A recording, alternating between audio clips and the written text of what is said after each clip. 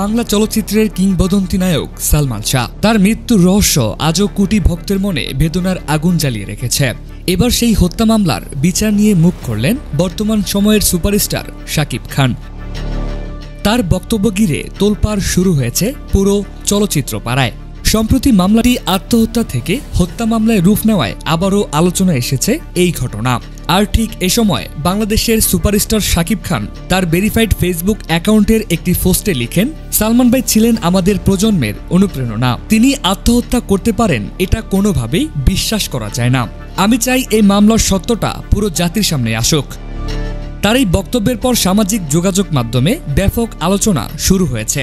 অনেকেই বলছেন শাকিব খানের এই বক্তব্যই প্রমাণ করে চলচ্চিত্র অঙ্গন এখনও সালমান শাহকে বিচারহীনতার প্রতীক হিসেবে দেখছেন।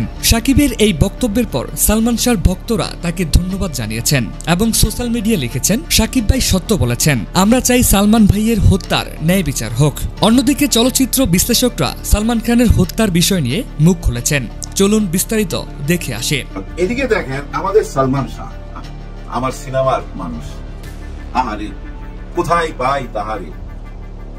হ্যাঁ, একটা ছবির সম্পর্ক আমার সাথে, এই ঘর এই সংসার। আপনারা অনেকেই দেখছেন, আমার মনে হয় বাংলাদেশের এই যে যতগুলো চ্যানেল আছে সব চ্যানেলেই একবার না দুইবার না ভাই, আমার মনে হয় 50 বার চলছে এই পর্যন্ত। প্রত্যেকটা চ্যানেলে বহুবার চলছে এই ঘর এই সংসার। যারা দেখেন নাই তারা দেখবেন, হ্যাঁ, না দেখলে মিস করবেন। যাই হোক, ওই ছবি করতে যেয়ে প্রথম দিনই তার সাথে আবার একটা ঘটনা ঘটছিল, যেটা পরে আমি জানতে পারছি তার মৃত্যুর পর সালমান শাহর মা আমাকে একদিন ফোন দিছিল। তো ওনার ফোন পেয়ে নেচারালি বুঝে নিত সালমান শাহর মা অনেক কথার মধ্যে চোখে পানি ঝরতেছিল আমার, উনিও কাঁদতেছিলেন। তখন উনি আমাকে বলতেছিলেন যে আমার ছেলের একটা ডায়েরি আছে, আমার ছেলে ডায়েরি মেনটেন করতো, এটা কি আপনি জানেন?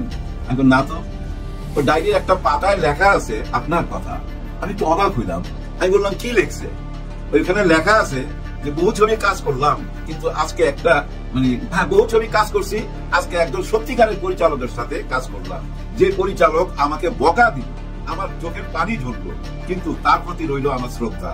দেখেন, চোখের পানি ঝরছে, তারপরও আমার প্রতি শ্রদ্ধা। ওই ডায়েরিটা কিন্তু এখনো আছে, আমার মনে হয় পুলিশের কাছে আছে। যাই হোক, কেন ও চোখের পানি ঝরালো এই গল্পটা এর আগেও আমি করছি, যখন আমি সিনেমা নিয়ে কন্টেন্ট বানাইতাম তখনই আলাপটা করছি। কিন্তু ইদানিং যারা আমাকে ফলো করেন ওনারা নিশ্চয়ই ওই কন্টেন্টটা দেখেন নাই, ওনাদের জন্য বলতেছি। সেদিন ছিল এই ঘর এই সংসার ছবির প্রথম শুটিং, আর এই শুটিংটা ছিল ওই যে ধানমন্ডির ওই সাইডে, জায়গাটার নাম ভুলে গেলাম, পিলখানার সাথে যেখানে গরুর চামড়া জমায় রাখে, খুব দুর্গন্ধ হয়, ওইখানে একটা বাড়িতে ওই শুটিংটা ছিল। কেন ওই বাড়িতে ওরকম একটা ওর জায়গায়? কারণ ওই বাড়িটা ছিল আমার বোনের। হ্যাঁ, উনি আমার দূর সম্পর্কের বোন। ওনার বাড়ির 5 তলার মধ্যে আমি সেট ফেলছি, যেহেতু ছবিটা বাজেটের মধ্যে, কম বাজেটে। আর এই ছবিটার প্রডিউসার ছিল, আর এই ছবিটার প্রডিউসার আমরা দুইজন, আমি আর খলিল ভাই, বিখ্যাত অভিনেতা। হ্যাঁ, সেই খলিল ভাই, উনি আর আমি প্রডিউসার। বাজেট মাত্র 20-22 লাখ টাকা। উনি অর্ধেক দিবে, আমি অর্ধেক দিব। 95 সালের শেষের দিকের কথা। তখন ওই বাজেটের মধ্যেই ছবি হয়ে যেত। আর আমার একটু সুযোগ সুবিধা বেশি ছিল, কারণ যেসব আর্টিস্ট আমার সঙ্গে কাজ করতো ওরা অনেক সময় বাকিতে কাজ করতো, কেউ অর্ধেক পেমেন্ট নিত, পরে অর্ধেক নিত। এই সম্পর্কটা আমার সাথে ছিল যতদিন সিনেমায় ছিলাম। হ্যাঁ ভাই, সবাই দোয়ায় খুব ভালো অবস্থায় ছিলাম। দেখেন না, সবাই আমাকে বলে মাস্টার মেকার। এই একটা কথার জন্য অনেক শিল্পী আমার প্রতি দুর্বল ছিল, আমার সাথে কাজ করতে চাইতো। ঠিক তেমনি সালমান শাহর সাথে যখনই এফডিসিতে দেখা হইতো তখনই জড়ায় ধরতো। একটা অভ্যাস আছে কিন্তু, মানুষকে খুব আপন কইরা নিতে পারে। দৌড় দিয়ে এসে না, পিছন দিক দিয়ে জড়ায় ধরতো, আর কানের কাছে বলতো, কবে আপনার ক্যামেরার সামনে আসুন। আমি তখন বলতাম, হ্যাঁ, খুব তাড়াতাড়ি, খুব তাড়াতাড়ি। যাই হোক, একটা টাইমে সুযোগ চলে আসলো, আমি সেই সুযোগটা সৎ ব্যবহার করলাম। ওনাকে আমি ডাকলাম, সালমান শাহকে, যে আমরা একসাথে কাজ করতে চাই। ওই টাইমে সালমান শাহ 6 লক্ষ টাকা নেয়। তো আমি বললাম, আমার কাছ থেকে কত নিবেন সেটা বলেন। তখন আমার বলতেছে, আপনি বেড়া বলা যাবে না, তুমি বেড়া বলেন। আমি না না, আমি তুমি বেড়া বলবো না। আসলে ভাই ব্রাদার, এই যে সিনেমায় যত নায়ক নায়িকা দেখেন, সিনিয়র জুনিয়র, কাউকে আমি তুমি কইরা বলি না, আমি সবাইকে আপনি কইরেই কথা বলি। ওইটা আমার ভালো লাগে। হ্যাঁ, ভালো লাগে। নায়ক মান্নাও বহুবার বলছে যে আফসারি ভাই দূর, আপনি কইরা বললে ভালো লাগে না। আমি না না, আমি তুমি কইরা বলতে পারবো না। আসলে আমার মুখে তুমিটা আসে না। আমার বাসায় যে হেল্পিং হ্যান্ড যে কাজ করতে আসে না, তাকেও আমি তুমি কইরা বলতে পারি না, আমার মুখে আসে না। যাই হোক, নিজের গুণ গায়ের লাভ নাই, সবাই ভালোবাসে। ভালোবাসা পাইছি, সবাই ভালোবাসা পাইছি বলেই ওই ডায়েরিতে সালমান শাহ লিখছিল যে আমাকে ধমক দিল। হ্যাঁ, ওই ধমকের কথাটাই আসি। ওই দিন শুটিং, প্রথম শুটিং ওই বাড়িটাতে। তো যাই হোক, শুটিং আরম্ভ হয়ে গেছে সকালবেলা, খুব সুন্দরভাবে শুটিং চলতেছে। দুপুরে খাওয়ার ব্রেক দিলাম, খাওয়ার ব্রেক 1 ঘন্টা থাকে। আমি প্রায় 1.25 ঘন্টা পর আবার ক্যামেরার সামনে গেছি, ডাকলাম সবাইকে। সেদিন নাসির খান থেকে আরম্ভ করে রোজি, তন্দ্রা ভাবি, বুলবুল আহমেদ, তমালিকা কর্মকার, আরো কে একজন ছিল, দুলারি ছিল, কিন্তু সালমান নাই। কি হলো, খাবার ব্রেক দিলাম, ও গেল কই? ও তো বাসায় চলে গেছে খাইতে। হায় হায়, এটা কি করলো? আমি এদিক দিয়ে কিন্তু লাইট টাইট জ্বালায় রেডি, শর্ট নিবো, এখন ও নাই। কেমন লাগে মেজাজটা চিন্তা করেন। মনে মনে ভাবলাম দেখি, ঘড়ির দিকে তাকায় থাকি, ঠিক 2.5 ঘন্টা পর আসছে। খাওয়ার ব্রেক কিন্তু 1 ঘন্টা, সে কিন্তু আরো 1.5 ঘন্টা বেশি ব্রেক নিয়ে নিল। তখন মনে মনে ভাবলাম যে বিলাই তো আজকেই মারতে হবে। আজকে শেয়ার করতেছি মনের কথাটা, এগুলো বলি নাই কখনো। এখন আমার মনে মনে চিন্তা, বিলাই বাসর ঘরেই মারতে হবে, মানে আজকেই তো বাসর ঘর, আজকেই ছবির প্রথম শুটিং আরম্ভ হয়েছে, আজকে বিলাই মারতে হবে। না হলে এই বিলাই আমাকে এই ছবি চলাকালীন খুব ভোগাবে, লেট করে আসবে, নিজের মর্জি মতো চলবে। যাই হোক, একটা টাইমে সালমান যখন ওই যে 2.5 ঘন্টা টাইম খায় আসলো, তখন আমি তার ইশারায় মেকআপ রুমে ডাইকা নিয়ে গেলাম। একটা রুমকে মেকআপ রুম বানানো হয়েছিল, ওইখানে ডাইকা নিয়ে বললাম যে দেখো সালমান, তুমি আমার অনুমতি না নিয়ে নিজে নিজেই একটা ব্রেক নিয়ে নিলা 2.5 ঘন্টার। আমি 1 ঘন্টার ব্রেক দিয়ে হয়তো 15 মিনিট বা আধা ঘন্টা বেশি দিতে পারি। আর সবচেয়ে বড় কথা, তুমি আমার অনুমতি না নিয়ে আমার সেট ছাইড়া চলে গেছো।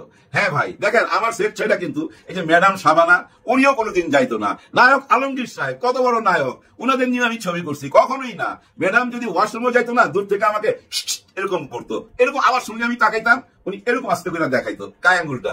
মানে একজন ছাত্র যেভাবে টিচারকে দেখায় ওয়াশরুমে যায়, ঠিক একই ব্যাপার, আমার অনুমতি ছাড়া কেউ যায় না। আর এটা আমার একটা ইগো প্রবলেম আছে, কারণ আমি পরিচালনাটাকে মনে করি একটা যুদ্ধের মতো। ওইখানে আমি জেনারেল, আমার অর্ডারই সব চলতে হবে, আমি যা বলবো তাই হইতে হবে, এরকম একটা ব্যাপার আমার ভিতরে কাজ করে। আর ওই কাজ করে বললে অনেকে কিন্তু আমাকে আবার বলে এই লোকটা একেবারে চামার, কোনো কিছুই ছাড় দেয় না। হ্যাঁ ভাই, সিনেমায় আমি কোনো কিছু ছাড় দিই না, আর ওই ছাড় দেই না বলেই একটা টাইটেল পাইছিলাম, যেটা একটু আগে বললাম। যাই হোক, তখন আমি তাকে বললাম যে তুমি আমার অনুমতি ছাড়া যেহেতু গেছো, সেহেতু আমি এই ছবিটা করবো না। তোমাকে আমার অ্যাডভান্স দেওয়া আছে 2 লক্ষ টাকা, 4 লক্ষ টাকা তোমার সাথে আমার কথা, তুমি স্যাক্রিফাইস করছো, থ্যাংক ইউ। ওই 2 লাখ টাকা ফেরত দেওয়ার দরকার নাই, ছবিটা এখানেই stop, full stop, enough is enough. এরকম একটা ভাব ধইরা রুম থেকে বাইরে আমি ছাদে চলে গেছি। এদিকে কি হয়েছে জানেন, সে অঝরে কাঁদতেছিল। আর ওই কান্নাটা দেখছে কে জানেন? এই যে আমাদের শিল্পী দুলারি, নাসির খান, এরা। এরপরে রোজিকে ডাকছে, রোজিকে বলছে দেখো মেকআপ রুমে সালমান কাঁদতেছে। সালমান তো বলতো না, সবাই ইমন বলে ডাকতো, ইমন কাঁদতেছে। কারণ সবাই তাকে বলতেছে কি হয়েছে, কি ঘটনা, কোনো পারিবারিক ব্যাপার না অন্য কিছু। আসলে আমি যখন বকা দিছি, বকা দেয় নাই মানে শাসন করছি, তখন তো কেউ ছিল না। কিন্তু সে তখন সবাইকে বলছে ছবিটা উনি বন্ধ করে দিছে, আমি ওনার অনুমতি না নিয়ে বাসায় গেছিলাম, এটা আমি ভুল করছি, আমি সরি। যাই হোক, একটা টাইমে ছাদে আসছে সবাই, সালমান আসে নাই। সবাই এসে আমার বলতেছে যে ও সরি বলতেছে, নিচে আসেন। বিশেষ করে আমাদের খলিল ভাই, কারণ খলিল ভাইও তো এই ছবির প্রডিউসার, আমরা 2 জন প্রডিউসার বলতেছে নিচে আসেন, খুব কাঁদতেছে। আয়সা দেখি ভাই চোখ টোক ফুইলা গেছে। এমনি ফর্সা মানুষ, জানেন ও মেকআপ ছাড়া শুটিং করে, কিন্তু কোনোদিন মেকআপ নেয় না, কিন্তু মেকআপ রুমে বসে আড্ডা মারে, কিন্তু মেকআপ নেয় না। একটা তাওয়াল থাকে তার, ওই তাওয়ালটা বরফের মধ্যে দেওয়া থাকে, ওইটা নিয়ে খালি মুখ মোছে, আর মুখের ডলা দিলি না লাল হয়ে যায় চেহারা। প্রত্যেক শটের আগে ওরকম মুখের মধ্যে ওই তাওয়ালটা ডলা দেয়, দিলি লাল হয়ে যায়। পর্দায় যে সালমান শাহকে আপনারা দেখেন, বাস্তবে সালমান শাহ আরো সুন্দর ভাই, আরো অনেক সুন্দর, আমি বুঝাইতে পারুম না। যাই হোক, ওই দিন থেকে পুরা ছবিটা এত সুন্দরভাবে আমি পার করছি, পুরা সহযোগিতা পাইছি আমি সালমান শাহ, পুরা সহযোগিতা। কখনো 1 মিনিট লেট করে আসে নাই। যদি আমি 9টায় বলতাম না, ও 9:45 চলে আসতো। আর সবচেয়ে বড় কথা কি জানেন, ওর মধ্যে ভনিতা ছিল না, যা কিছু ছিল একদম খাঁটি ব্যাপার, কোনো ভনিতা ছিল না, কোনো নাটক ছিল না, ওই যে লোক দেখানোর ব্যাপার তা ছিল না। কিন্তু একটা ছবি ওই আমলে খুব ভাইরাল হয়েছিল, ছবিটা কেমন ছিল, ও আমার মাথার মধ্যে ছাতা ধরে রাখছে আর আমি ক্যামেরায় কাজ করতেছি। আপনারা হয়তো অনেকেই জানেন, অনেকেই জানেন না, আমি কিন্তু আমার ছবির এই যে ক্যামেরার ব্যাপারটা আমি দেখভাল করি। ক্যামেরা সেকশনে একজন থাকবে না কেন, নিশ্চয়ই থাকে, তারই দায়িত্ব, কিন্তু এটা আমার নিয়ন্ত্রণে থাকে। আমি মনে করি ক্যামেরার উপরে যদি কোনো পরিচালকের অধিকার না থাকে, অধিকার কথাটা মনে রাখেন, ক্যামেরার উপরে যদি তার অধিকার না থাকে, সে কোনোদিন পরিচালক হইতে পারবে না। যাই হোক, আমার এই ঘর এই সংসার একদিন শেষ হইলো, রিলিজ হইলো, কিন্তু রিলিজে আমি ভালো ফলাফল পাইলাম না। কেন পাইলাম না জানেন? আমার ছবির সাথে রিলিজ হয়েছিল রুটি নামে একটা ছবি, রুটি। ওখানে মেহেদি ছিল, মান্না ছিল, আরো কিছু নায়িকা ছিল। ওই ছবিটা ছিল ভাই একেবারে খোলামেলা, এনায়েত করিম ছিল পরিচালক, আর আমার ছবিটা ছিল টোটাল সোশ্যাল ইমেজের একটা ছবি, যে ছবিটা ঘর সংসার নিয়ে, যার জন্য ছবির নাম এই ঘর এই সংসার। যাই হোক, ছবিটা রিলিজের পর তেমন ফলাফল না পাইলো 1 মাস পর এই ছবিটা আবার দিক নিল, মানে আলোচনার শীর্ষে চলে আসলো। কিন্তু কেন?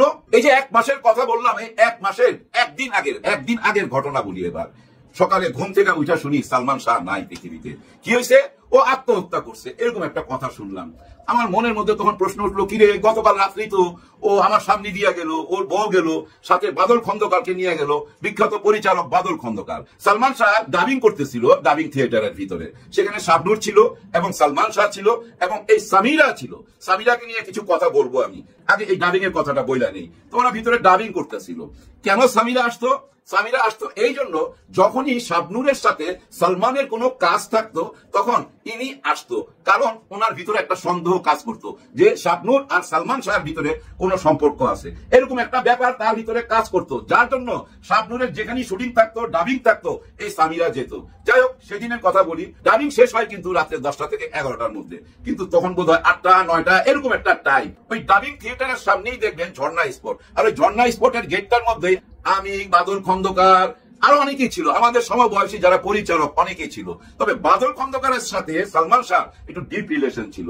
হঠাৎ দেখলাম সালমান বাদল খন্দকারকে ডাক দিল একটুখানি দূরে, আমার সাথে হাই হ্যালো হয়ে গেল, কিন্তু সালাম দোয়া হয়ে গেছে দূর থেকেই। আর বাদল খন্দকারকে ডেকে বলতেছে, কি হলো, টাকা কই, এরকম আঙুল দিয়ে দেখাইতেছে। আমার বাদল বলতেছে যে শিডিউল কই। হয়তো কোন একটা ছবি নিয়ে তাদের মধ্যে আলোচনা হয়েছে, ওই কারণে বাদল খন্দকার শিডিউল চাইতেছে আর ওর টাকা চাইতেছে, দুজনে মজা করতেছে। একটা টাইমে দেখলাম বাদল খন্দকারকে গাড়িতে বসায়া তারা বাসার দিকে চলে গেল। এটা কিন্তু শেষ দেখা, আর দেখা হয় নাই, আর তার মুখ দেখা হয় না। হ্যাঁ, দেখা হয়েছে, তখন তো সে পৃথিবীতে নাই, তার ওই ঘুমন্ত চিরনিদ্রার মুখটা দেখা হয়েছে। এখনো ভুলতে পারি না। যাই হোক, একটু আগে যে বলতেছিলাম যে সামিরার ব্যাপারে একটু কথা বলবো। আমি 2-2.5 বছর আগে একটা কন্টেন্ট বানাই এই সালমান শাহকে স্মরণ কইরা, আর ওই কন্টেন্টটার মধ্যে আমি 3টা এস তুলে ধরি। 3টা এস বুঝছেন? সালমান শাহ, সামিরা, শাবনূর, এই 3টা এস কে তুইলা ধইরা কিছু কথা বলি। আর ওই কথাগুলোর মধ্যে এই যে একটু আগে যেটা বললাম, শাবনূরের যেখানেই কাজ থাকতো সামিরা সেখানেই জায়গা পৌঁছায় যেত, সেখানেই তাকে পাহারা দিত। এখন ভাই ব্রাদার, একটা জিনিস চিন্তা করেন, একটা জুটি যখন কাজ করে, সিনেমার ব্যাপার এটা তো বুঝেন, আর যদি ঘর থেকে চাপ থাকে যে না তুমি তার সাথে কাজ করতে পারবে না, মানে সন্দেহ করে, তাহলে একটা এক্সট্রা প্রেশার পড়ে কিন্তু শিল্পীর উপর, যেটা মনে মনে আমি পছন্দ করতাম না। দেখেন না, এই যে শাবানা এবং আলমগীর সাহেব যে কাজ করতো, অনেক পোলাপান মনে করতো কি জানেন, তারা হাজবেন্ড ওয়াইফ, আসলে তা না। কিন্তু আলমগীর ভাই এবং শাবানা ম্যাডামের সাথে আমার তো ছবি হয়েছে, আমি জানি আলমগীর সাহেব পুরো ইন্ডাস্ট্রির মধ্যে যদি কাউকে শ্রদ্ধা করে, আগে সালাম দেয় এবং যাকে দেখলে দাঁড়ায় যায়, সেটা হলো শাবানা ম্যাডাম। শাবানা ম্যাডামকে ভীষণ শ্রদ্ধা করে আলমগীর ভাই, আমার নিজের চোখে দেখা। অথচ বাইরের মানুষ মনে করে তারা স্বামী স্ত্রী, কারণ এই জুটিটা সুপার হিট ছিল। তেমনি শাবনূর আর সালমান শাহ জুটিটা সুপার হিট। প্রডিউসাররা এখানে টাকা লগ্নি করতে চাইতো, এই জুটি থাকলেই হিট, কিন্তু ওই জুটিটা ভাঙ্গা দিতে চাইতেছিল সামিরা চাচ্ছিল না শাবনূরের সাথে সালমানের কাজ হোক। ওই ব্যাপারগুলো নিয়েই আমি আলোচনা করছিলাম। ওই কন্টেন্টটা রিলিজ হওয়ার পরই সামিরা আমাকে ফোন করছে। ফোনটা পাই আমি বেশি অবাক হই নাই, কারণ আমার নাম্বার থাকতেই পারে। আর আমি যে নাম্বারটা গত 30 বছর যাবত ব্যবহার করতেছি, এই নাম্বারটা সালমান শাহর গিফট করা, ওনার গিফট করা বলেই কিন্তু আজ পর্যন্ত আমি চেঞ্জ করি নাই।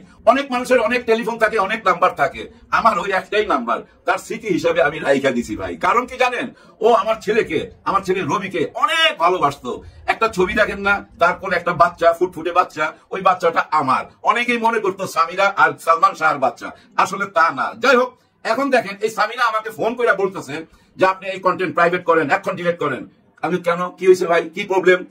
বলে যে আপনি জানেন না এটা নিয়ে মামলা চলতেছে, পিবিআইতে মামলা চলতেছে, অমুক জায়গায় এই হইতেছে। হারুন সাহেবের কথা বললো, অনেক রকম পুলিশের কথা আমার কানের সামনে বললো। তার মানে কি জানেন, সে আমাকে ভয় দেখাইতেছে, আপনি যদি এই কন্টেন্ট প্রাইভেট না করেন তাইলে কিন্তু দেখা দিব। আমি আবার ভাই একটু অন্যরকম মানুষ, আমি সবার সাথে ঝগড়া করতে রাজি। দর্শক, আপনাদের মতে সালমান শাহ হত্যাকারীদের কি ধরনের শাস্তি হওয়া উচিত জানিয়ে দিন আপনার মূল্যবান মতামত আমাদের এই ভিডিওর কমেন্ট বক্সে।